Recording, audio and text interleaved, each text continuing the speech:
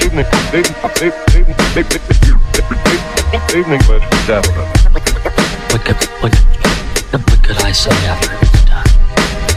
Хранить деньги в сберегательной кассе. Good morning, guys! So, another day, another vlog. So, welcome back. My name is Jerome Monastrial. And today, papunta tayo sa Bioscope. So, time check, it's around 6:30 a.m. So, bakit tayo maaga ngayon? We got invited to this place, Bioscope, under Car Club. I'm going to be representing Grupo Toyota. Around 10 members ata kami or 15 members. Basta pakita ko na lang sa inyo later on kung sino yung mga members representing Grupo Toyota, and as well other car clubs. And Gen 2 nandun rin. Pakita natin kung sino mga attendees under Gen 2. Saan ba gaganapin ngayon ang Vios Cup? Vios Cup ngayon ay gaganapin sa Villar City. Every once in a while may bigla ang random map na nangyayari sa Vios Cup eh. So way back 2014 Vios Cup, nangyari siya sa Taguig, 'di ba? Street track layout yung nangyari. Ngayon 2025 street track layout ulit. Dito naman siya gaganapin sa Villar City. May 86 na dumaan. Kumbaga, may bigla ang random map na nangyari ngayon. So, hindi siya the typical BRC, not your typical Clark. So, Villar City tayo ngayon, and it's going to be a high-speed track layout. Pakita ko dito yung picture ng track layout. So, iba yung atake ngayon for Vios Cup. And also, one of our good friends, si Jamil Lacuna, is also competing. And quick story lang, nung 2014, kami dalawa ni Jamil Lacuna nung college days pa lang kami. Way back 2014, nanonood lang kami. We were, guests lang kami noon. Full circle moment para kay Jamil Lacuna, who is also a product of sim racing, so SRPH, na you can be a real life racer na merong bearing yung pagiging sim racer mo. May effect. Jamil Lacuna is a living proof that you can be a product of sim racing. Ilang karera yung mangyayari today, meron ding performances, meron ding mga display ng mga products of Toyota. Papakita ko sa inyo lahat mamaya. Ang mag-perform is Rico Blanco and parokya ni Edgar. Samahan niyo ko today, pakita ko sa inyo what really happens during Vios Cup. Yun lang, let's go!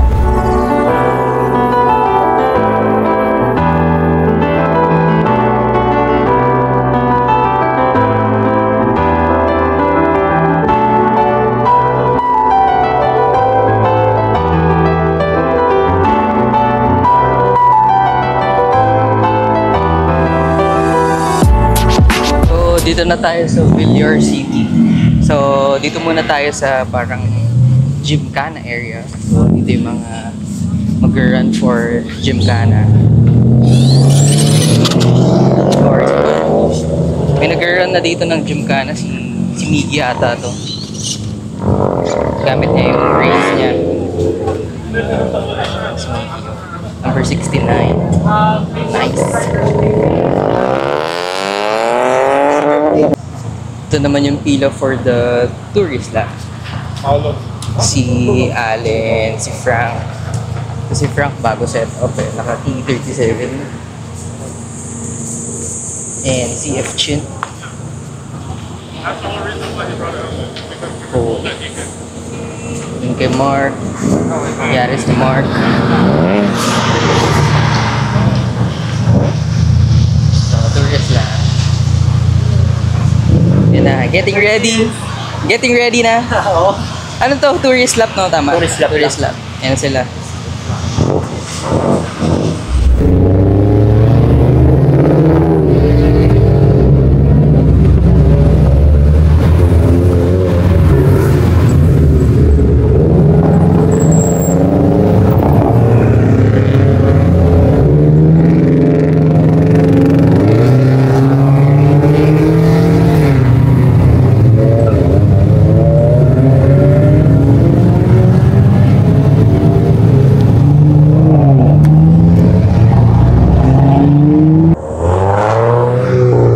Mga kakatapos lang mag-tourist lap.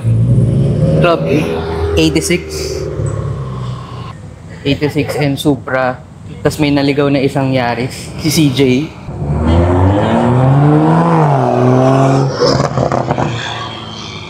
Yaris.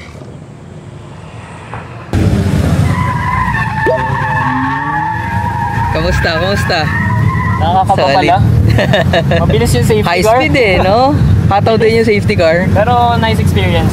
Solid. Very adrenaline. Grabe. Na-break in agad ang TE. At may overtake sa akin Supra. Punta naman tayo sa Area 2. So may mga nakapark dito na mga 4x4. Racers. Just Hilux, James and like Prado. I'm just gonna go for speed.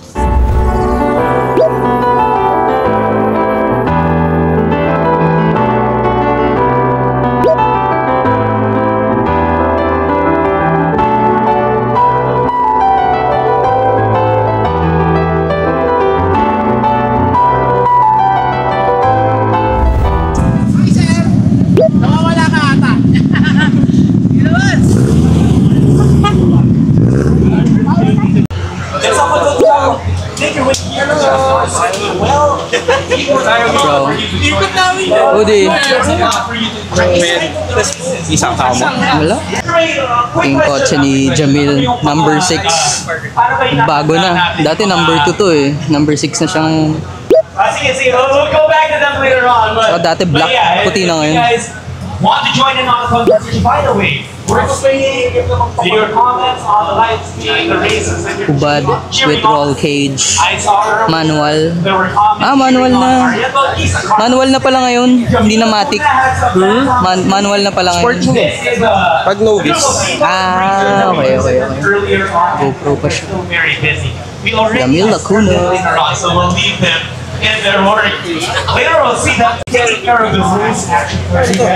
Sticker. We'll see that it happens. The drivers make sure everything is ready for the races that we're gonna see later on. And for now, we'll send you back to James Apple.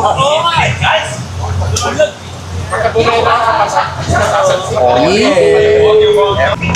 Na novice class, si Ref.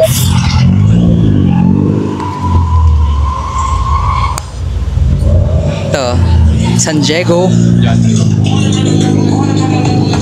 Si Ian pala to. Let's go. Gambare. So ngayon kasama ko si Mr. Jamil Lacuna. Jamil, kwentuhan mo naman ako. Ano nang nagbago sa race car mo? Last year, dito tayo yung novice class, yung mga itim. Matic yung mga yan, CVT. So ngayon, dito na tayo sa sporting class, sa para big boys. Ano na? Manual na, no? Manual transmission na tayo, naka-LSD. Yan, manual na siya, guys. Basically, mas matulin talaga. And then, ayun, kung ngayon, tsaka yung level ng talent, grabe. Sobrang gagaling. Lahat ng mga magaling. driver. Lahat magagaling. So, bawal talaga mag-relax. Yeah. So, ayun. Pero, yeah, we're having fun while doing it. Tsaka, nasa-challenge tayo. May mas mabibilis tayo. Tsaka, napagkwentuhan namin kanina ni Jamil, nung 2014, di ba? Na kung naalala mo, college days, napa-age reveal tuloy. 2014, nanonood lang kami ni Jamil noon. Sa bleachers lang kami. After school, Recta Vios Cup saan ba yun? McKinley. Tapos ngayon, full circle, si Jamil naman ngayon naglalaro. Saya balikan, di ba? Tsaka product of sim racing. Product of sim race. Ayun, kaka-computer na yun. Dito kami nakarating. Si Russell, kaka-computer niya din. Yeah. May nangyayari talaga. Hindi lang siya laro. You can apply it in real life. Oo. Tsaka yun nga, kung may pangarap ka, Push mo lang. As long as yung sites mo nandun, makuha mo yun. Di ba? Ano advice mo sa mga gusto sa sim siguro? Mga gusto mag-start mag-sim then to racing, anong ma-advise mo sa kanila? Ayun, if the dream really is to race in real life, meron na tayong avenue to basically bridge the gap from sim racing to real life racing. Yan ito, may TGR tayo, Toyota Gazoo Racing. Tapos yan din, Plug ko na. HG Motorsports. Diba? HG, yeah. So mga sim racers dyan na, na talented, nakikita namin sila.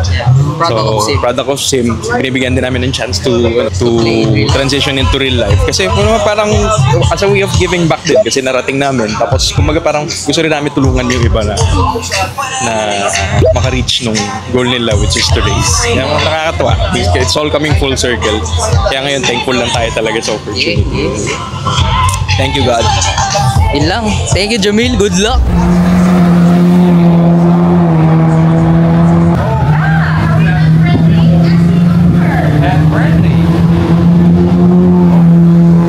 Pasok tayo. Galing tayong paddock.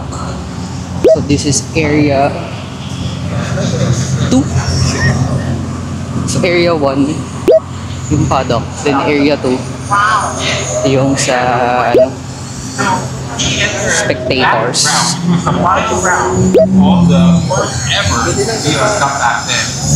So let's check out the GR booth. So we have here the GR86. So ito yung full GR lineup ng Toyota this 2025 GR Sports Hilux.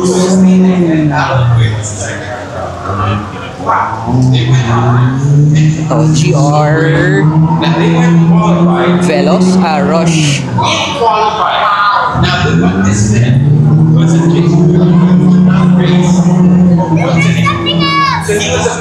GR Rush, bagong GR Yaris, GR4. He doesn't even qualify to join the grid that can score points. So he's Corolla Cross, GR. Ito naman electric, hybrid electric vehicle, the GR Fortuner. GRS. So GR Corolla Altis hybrid, and then lastly GR Supra.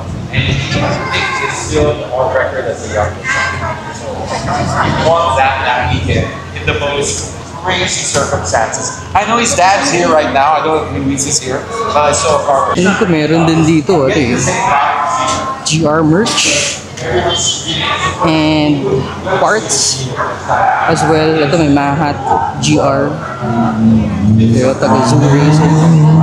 Magkano siya? 2K. May maleta rin. Wheels. GR brake.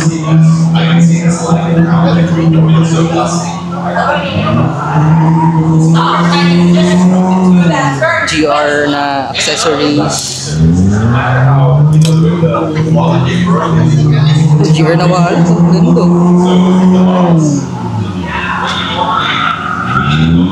1.8.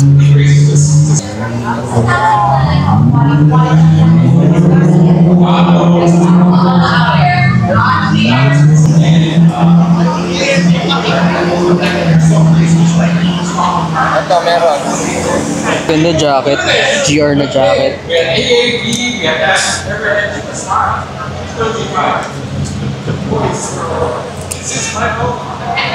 Ito naman yung sponsors booth. So sponsor nila is Petron. Dami nakapila sa Petron, no? GT Radial. So sponsor din nila is Seiko Prospects.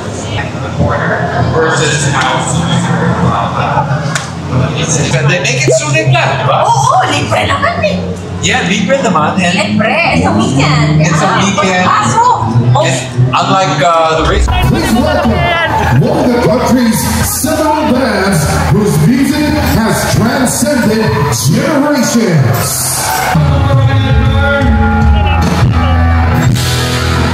For our last song,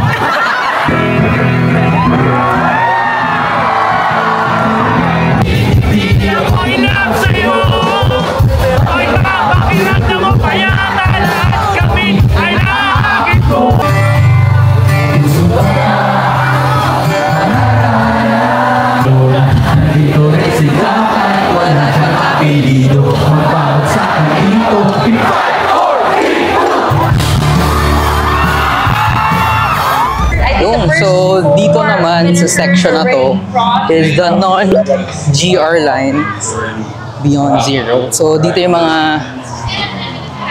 non-GR line ng Toyota, like this one, Toyota Zenix Hybrid. So hindi na sila GR, dun sa kabilang area yung GR. Yeah, Innova Zenix. Meron dito na sim racing. Even before they put the housing there. Then we have here Corolla Cross. Yan, Yaris Cross. Mga non-GR line. Ito Corolla Altis. Ito, may GR pa pala dito. Altis, Camry. Camry na electric. RAV4. RAV4.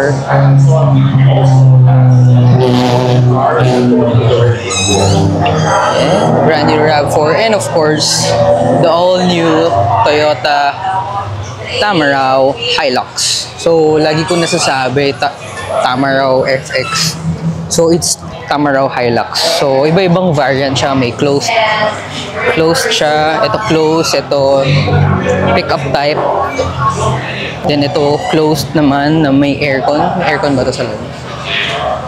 Van type na may aircon sa loob. Tamaraw Hilux pa rin. Ito rin. Then ito yung mga possible na pwede mangyari sa mga Tamaraw Hilux. Ito naging service, mobile service. Ito naman ice cream truck, ay coffee shop. So ice cream truck. This is the cup where we allow the previous generation Vios. And then over here, first time ko lang nakita to. So ito naman is T-Sure. So what is T-Sure? T-Sure is Toyota's program for pre-owned cars. So if you're in a budget, gusto mo bumili ng Toyota car pero hindi brand new, they're selling second-hand cars under Toyota pa rin, T-Sure. Ayan. So for example, this Toyota Rush, it's selling at 990k. This Vios at 640k. So all of the cars here are pre-owned. Ito yung mga choices like this. Corolla Cross, Conquest. Ito Conquest, pero may setup na. Lifted na rin ata. Magkano tong Hilux? Sa kabila. 1.3M, pero may mods na. Ayan, may race, may Camry. Camry is 1.1M. Race Turbo, 969k.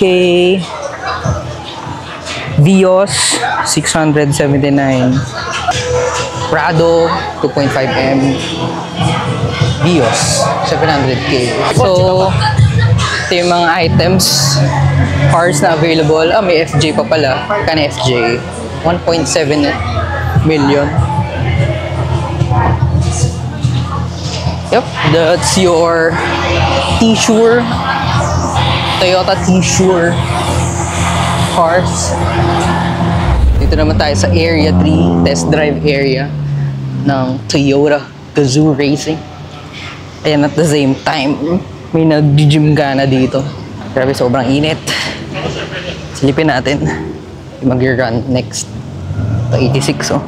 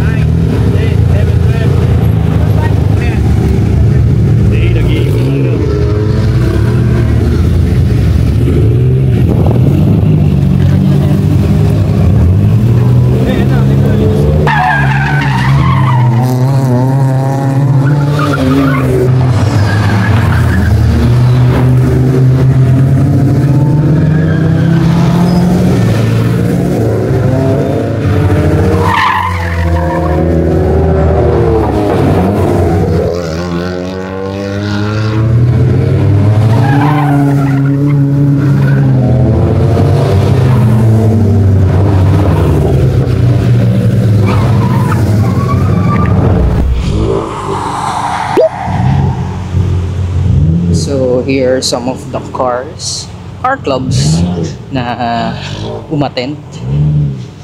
Ito yung mga attendees, Club MR2, MRS, Club 86. May mga old school din na kotse dito like this one, like this Celica, Toyota Celica Club, then Altis.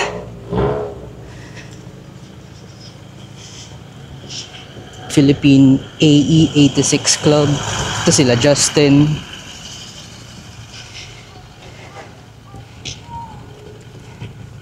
Kay Justin tsaka kay Banawe Boy. MRS Philippines. MRS Philippines. Then Race Squad. Uy, parang may naligaw. Mukhang race pero Kia. Okay, ito. Mga Race Squad. Kompleto sila. Race Squad. Ganda ng yellow. Kanina hindi na ako nakabalik dito kasi sobrang init. Ayun, Race Squad. Shout out to Race Squad. Ito, Club Altis. Yan, mga Altis boys. Older gens, newer gens. Yung grupo Toyota andun sa pinakadulo eh. Ang dami nila. Club Altis. Altis Club. Yan. Shout out to Altis Club. Ito, TCEI. What's that? Camry. Toyota Camry Elite. Ganda ng mags niya. Gen 2. I think Gen 2 na to. Gen 2 muna, then GT. Ganda ng Yaris na to. White on white.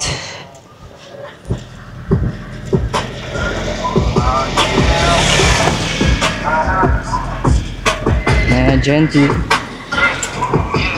Kay Gilbert. Kay Gio. Kay Luis. Yan. Shout out to Gen 2. Yan. Kasama lang natin sila kanina.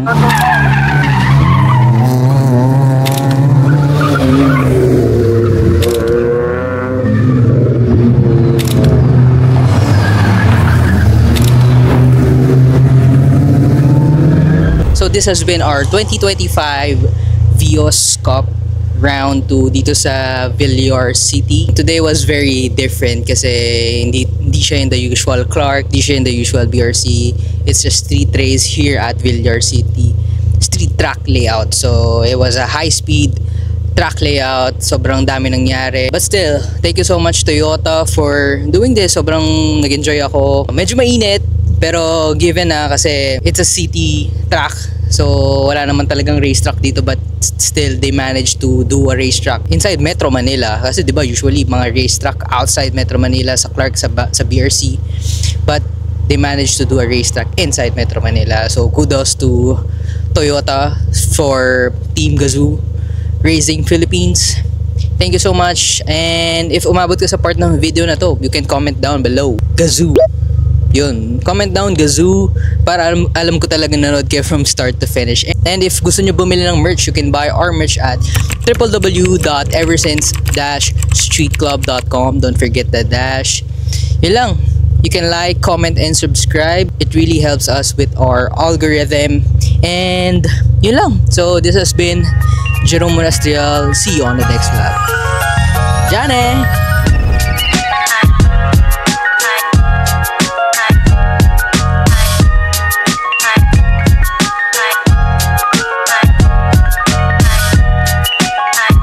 Siguro next time din sana ma-invite din ako maglaro sa Vios Cup. Malay mo, di ba? Manifesting lang. By siguro by the near future makapag-drive din ako sa Vios Cup. It's a dream come true to play sa Vios Cup. Yun lang. Hindi masama ang mangarap. Dream big. Toyota, baka naman.